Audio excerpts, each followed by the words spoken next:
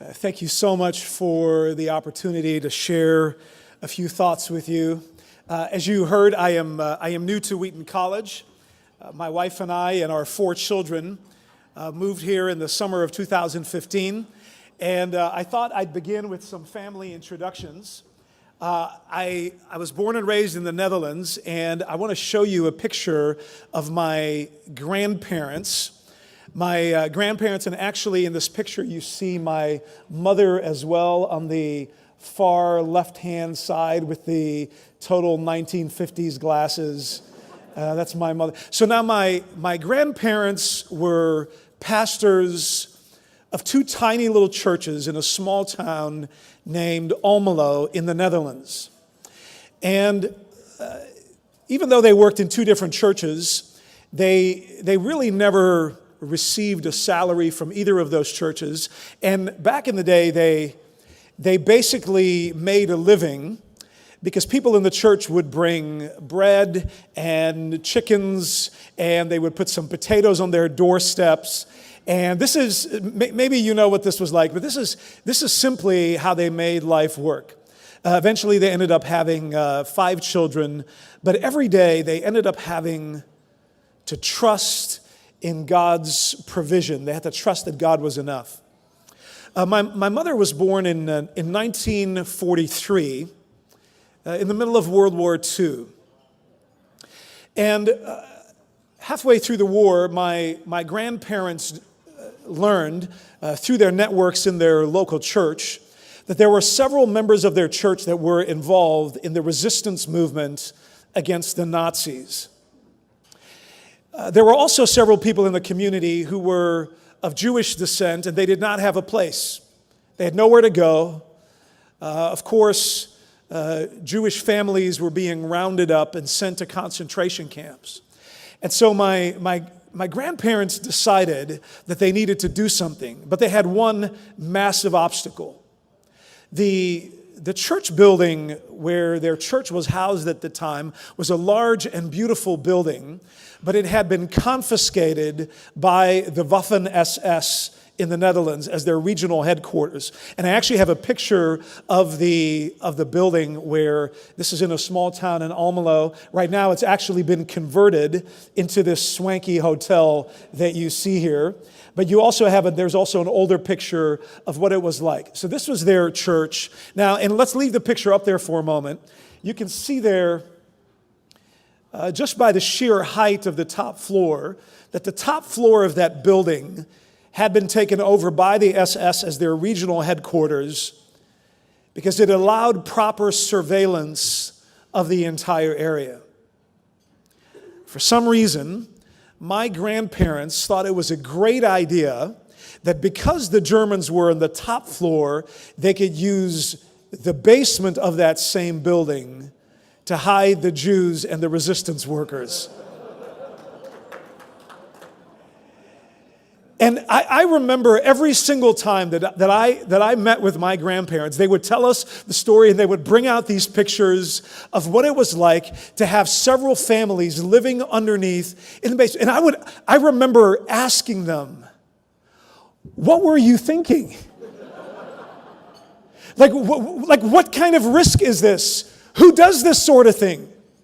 Who in their right mind would risk, with 5 young children, several of whom were born right in the middle of World War II, would risk the exposure? And I would ask my grandmother, do you realize what would happen if these Germans would have discovered the Jewish families? What if they would have detected these resistance workers in the very basement, right under their nose? And I remember my grandmother's answer distinctly. She goes, well, we simply felt that these people needed a place to stay. We needed to be hospitable, even though it was a bit of a risk. A bit of a risk. And then I would ask her, I said, Grandma, but you didn't have a salary. You worked full-time, both of you. You had 5 children, sometimes from week to week. You did not even know where your next meal was going to come from. Were you never afraid that you were going to run out? You not only had to provide food for yourself and for your family, but now for several of the families, including the small children that were living in your basement. And I will never forget her answer to me.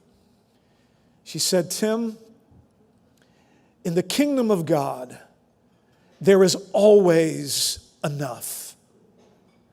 There is always enough.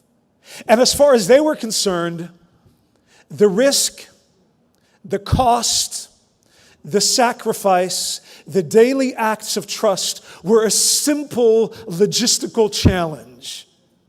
Because in the kingdom of God, there is always enough. I distinctly remember asking her, I said, Grandma, was there ever a time where you thought that your guests were going to be detected? And she said, yeah, there was one time, actually several times, she said, that we had a very close call.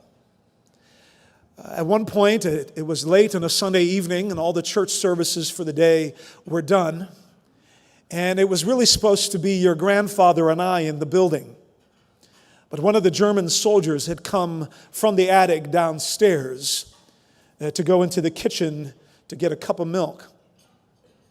And as he was walking through the sanctuary, there was a loud noise that seemed to come from the area beneath the sanctuary. And he knew, and she knew, that they had been found out. And he looked at her, they made eye contact, and it was very clear that at this time in the evening, there was absolutely no reason for there to be anyone else in that particular building. And she realized that this 22-year-old Waffen-SS German soldier knew that something was going on in the basement. But instead of saying anything, this 22-year-old soldier walked over to the little organ in the corner of the sanctuary. And he started playing hymns, Lutheran hymns, that he had probably heard in his church growing up.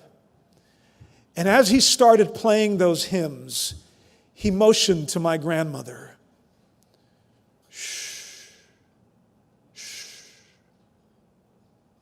Even though he knew, and now she knew that they had been detected, several times during the stay of these German soldiers, this young soldier decided to go play the organ. And they were never detected. I remember asking my grandmother what it was like during these times. She said, we had to trust in the goodness of God. We had to trust in His protection. I wanted to find out from her, and I never really got to ask what motivated her. Because as you might imagine, as a young teenager hearing these stories, I want to find out, what does it take to become that kind of person? Who does that sort of thing? Who takes a risk like that? Who does that with their lives? And I wanted to discover for myself, what are the deep motivations and convictions of such dangerous hospitality? You've heard that word used several times this evening already. Usually when we think of hospitality, we think of it as something very polite, as something that you do at a high tea when you have your well-heeled friends over. But what I saw with my grandparents is dangerous hospitality. The Greek word for hospitality is philoxenia, which, as you know, means love of strangers. And I wanted to discover what it is that motivated my grandparents to demonstrate such dangerous philoxenia, such dangerous hospitality. It's become a quest in my life to discover that. I also want to introduce you to the other side of the family. And because you're wondering, if you've ever been to the Netherlands, you realize I don't quite look like the average Dutchman. I know you're probably wondering, this is not what I thought they looked like. It's okay. I know you were thinking it. It happens all the time. My father was born in 1923. Now, some of you are already doing the math. Mom was born in 43. Dad was born in 23. And I have a picture actually of my father. He was born in Four Oaks, North Carolina, just outside of Raleigh. Now put yourself for a moment in the situation in the South in the 1920s. As a young man, my father quickly learned that his own father could not read. He pumped gas at a local gas station. Later on in college, my father was a cab driver in Washington, D.C., and I remember him telling me that he stopped at a traffic sign, at a stop sign, 6 inches over the line, and he spent the next 2 days in jail.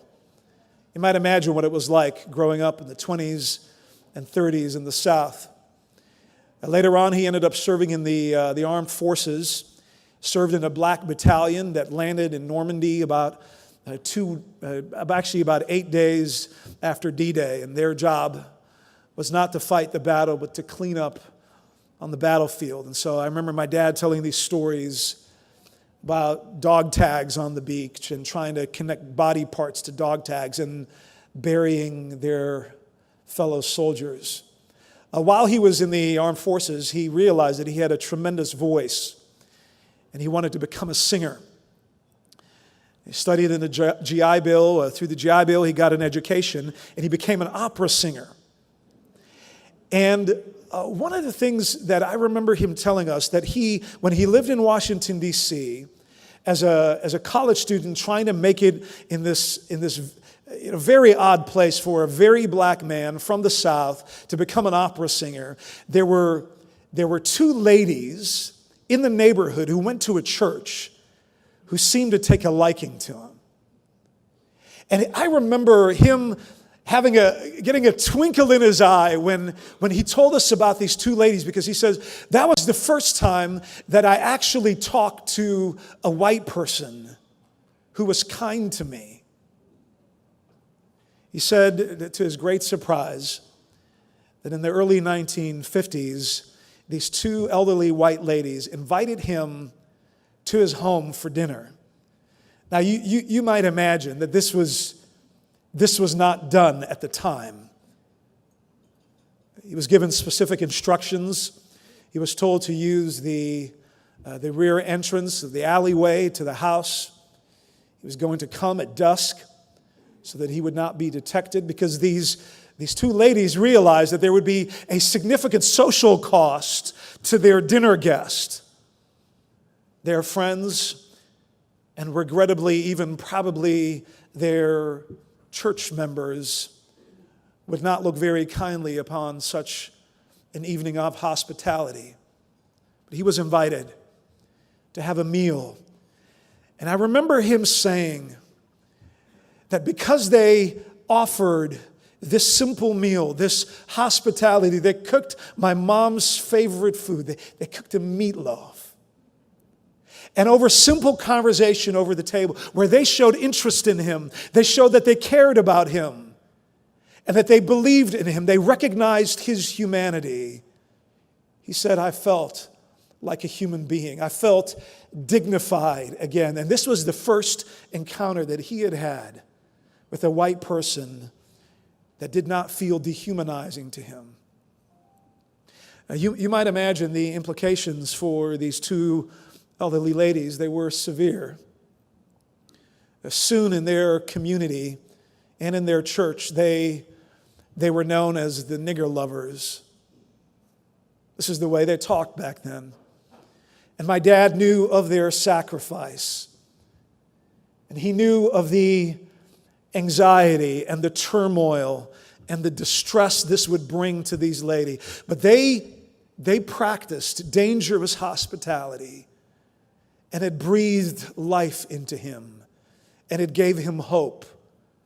And it emboldened him to eventually come to Europe as an opera singer.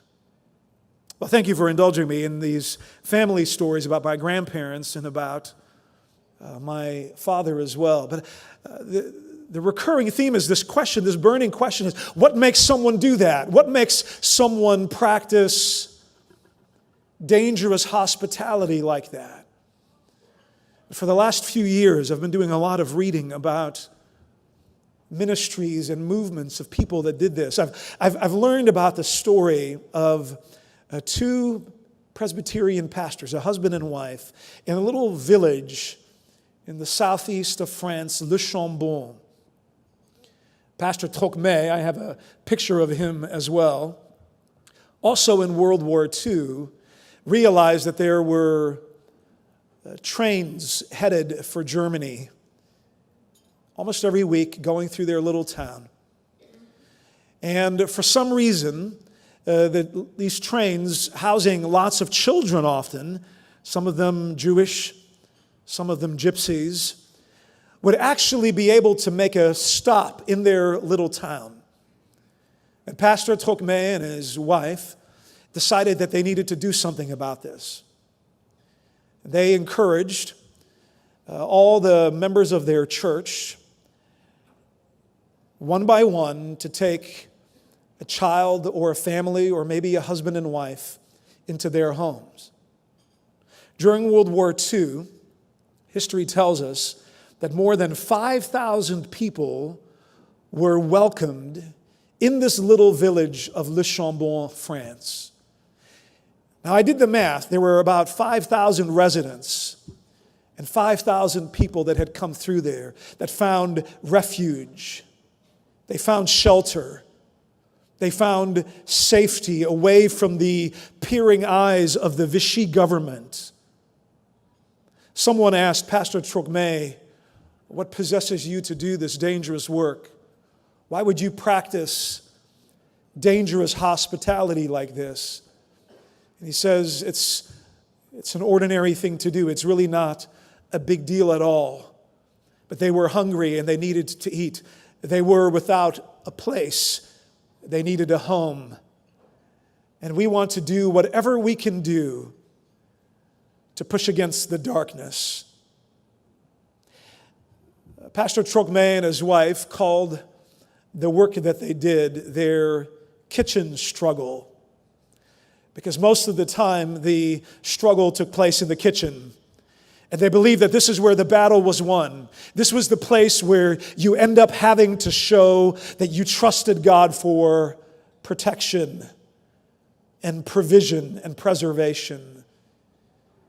It was in the kitchen with ordinary utensils, with plates and cups and saucers and knives and forks as their weapons of warfare, that they waged the battle against the darkness. It was a conspiracy of kindness. It was a conspiracy of dangerous hospitality, and it saved the lives of 5,000 Jews and gypsies. And these were ordinary people.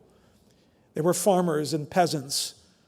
There were painters and the local bankers and school teachers, all of whom opened their home. Every single person in that community simply opening their home, risking, sacrificing, making meals, working together to trying to find a way in the midst of the darkness of World War II.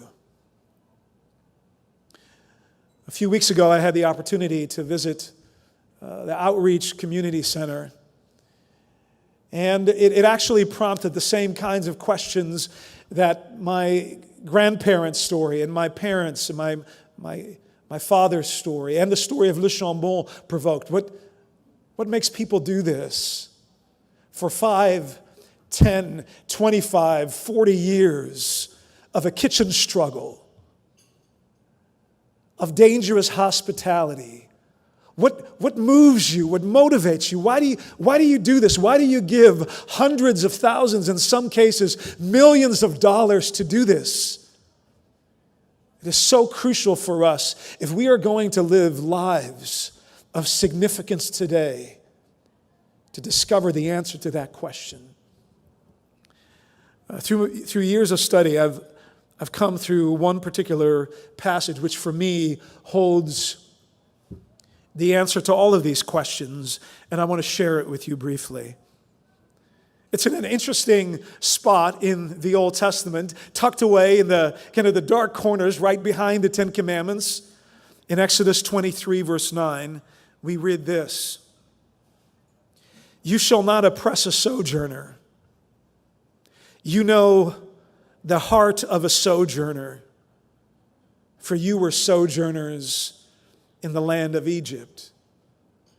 I don't know how well you know your Old Testament. Some of you have maybe never read any part of this. But what has just happened is the people to whom this is written have just been rescued from slavery. They were in Egypt. They were under the scourge of the evil empire that was constantly making them work harder with fewer and fewer resources. It was dehumanizing. They were bullied. They were ostracized. They were marginalized. Their religion was ridiculed. And by God's miraculous hand, they were rescued. Now, of course, even though they are not from Egypt, they lived in Egypt, they did not belong there, so they know what it's like to be a stranger. In fact, they know what it's like to be vulnerable. They know what it's like to be needy. They know what it's like to be afraid. And you might imagine that right here in their story, they have just been rescued. They've just been liberated in ways that they can't even begin to wrap their own minds around it. And then God tells them that they should pay attention to other people. They're still wobbly. It's not like they are settled. They are on the road. They are journeying. They are sojourners. They are strangers. They are pilgrims themselves. And God says, you know what it's like to be a sojourner. You know what it's like to be vulnerable. The text actually specifically says, you know the heart of a sojourner. You know the heart of a stranger. And because you know the heart of the stranger, I want to make sure that you never do anything but to give life to them. So prepare for them. Those strangers that are coming, the sojourners that may be coming through your towns, they may not be there yet, but they're coming. And I want you to be ready. And I want you to practice hospitality.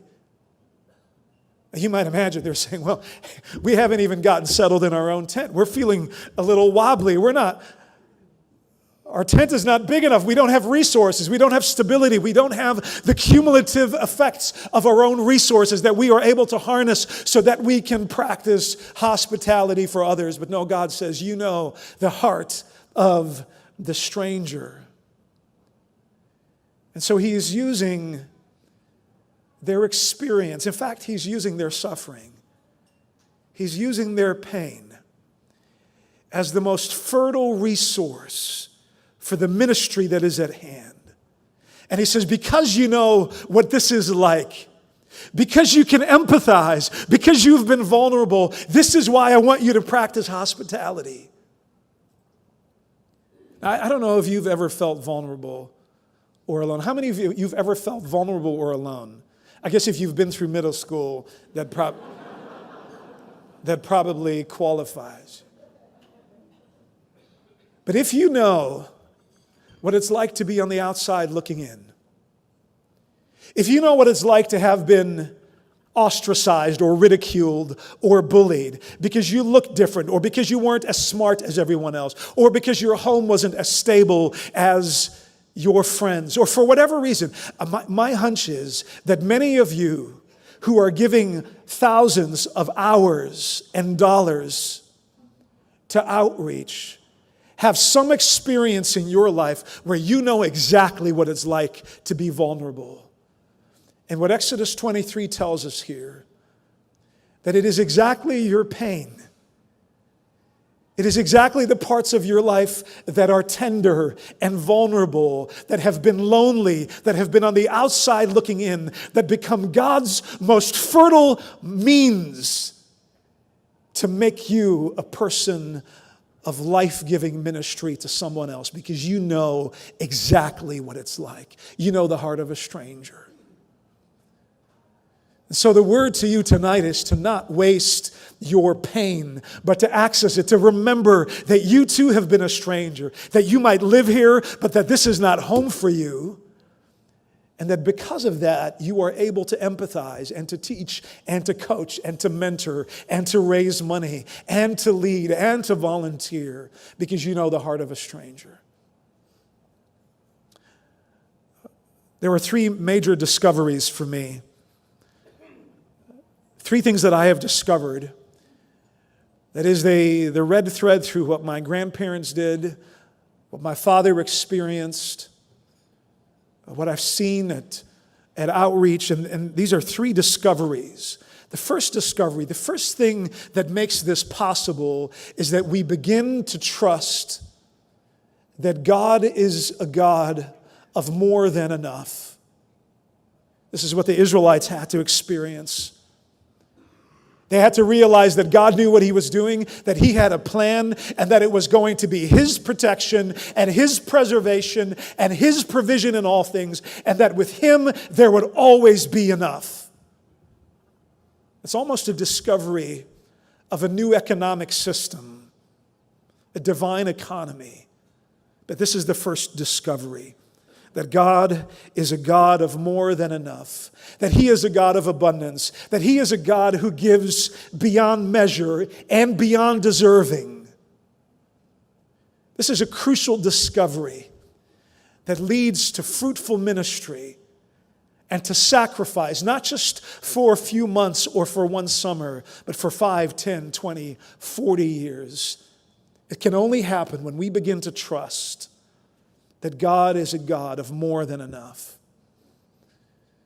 And the second discovery is this, is that we begin to discover that we also are people of more than enough. It's so easy to say, oh, it's too dangerous. It's too scary. There's not enough money. I've already given so much away. There's not enough time. I'm already volunteering. I'm already doing so much. That is a scarcity mindset. That if you know the God of more than enough, you're going to be a stranger to that mindset because you are going to realize that with God, you also are a more than enough person. You have exactly what you need to do the work that God is calling you in your particular kitchen struggle. And if there's any takeaway for any of us tonight, if you can even begin to see tonight that this mindset of God's abundance and His protection and His provision for you, that it can change absolutely everything, that it can give you the confidence that this world right now in the midst of darkness is a perfectly safe place to be because of your friend Jesus Christ. That you do not need to be afraid, that you do not need to worry, that you do not need to be anxious because you are more than enough people. Oh, what a discovery. If only today we discover that. More than enough people. They don't hoard and they don't clutch and they don't grasp and they don't hold tightly to the limited resources they think they have, but they live with the keen awareness that because of God's work in their lives, they have more than enough. And then finally, and in closing, the third discovery, not only is God a God of more than enough, and we are people of more than enough, but we need to enter into the divine economy. And here's what I mean with that. I don't know if you've noticed this, but the world's economy works on certain convictions that are different than God's economy. Here's how the world's economy works. My well-being at your expense. My well-being at your expense. I'm going to make sure that I am taken care of. I'm going to make sure first that I have enough. I'm going to make sure first that I have all my ducks in a row, that my kid is going to college, that I have a new car. It is always my well-being at your expense. This is the economy of the world. But God's economy, the divine economy, doesn't work that way. It is always your well-being at my expense. Your well-being at my expense. Oh, may God give us the wisdom to see that He gives us opportunities, small acts of dangerous hospitality in a kitchen struggle that push away the darkness, that are at our expense, at the expense of our time, at the expense of our energy, even at the expense of our hard-earned dollars. And we can say, with a heartfelt commitment and surrender to the God of enough, God, I want to do whatever I can for my neighbor in body and soul that breathes life into them. If you walk away tonight with even a glimpse of that, oh, may God do that work in our hearts. Tonight, in a few moments, you will be asked to give generously.